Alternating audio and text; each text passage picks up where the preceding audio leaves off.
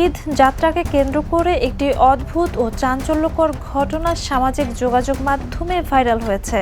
অভিযোগ উঠেছে ঈদের সময় ভাড়া বেশি হওয়ায় এক কন্যা তার বৃদ্ধ বাবাকে বস্তার ভেতরে ভরে কুরিয়ার করার উদ্দেশ্যে কুরিয়ার অফিসে নিয়ে যান।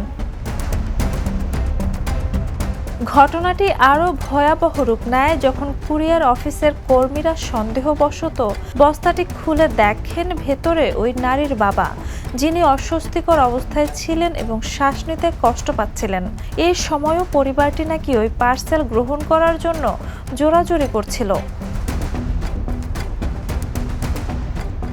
পরবর্তীতে পরিবারটি জানায়, আসন্ন ঈদ ও রমজান উপলক্ষে ভ্রমণে ভাড়া বৃদ্ধির মতো নানান সমস্যার বিষয়টি তুলে ধরতেই সোশ্যাল মিডিয়া রিল বানাতে তারা এমনটি করেছে।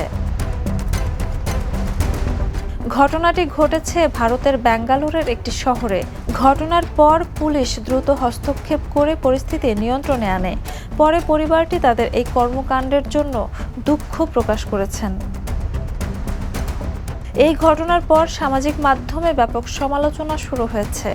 অনেকেই এটিকে দায়িত্ব জ্ঞানহীন ও বিপজ্জনক কাজ হিসেবে আখ্যা দিয়েছেন। Jhuma Mridha, the news.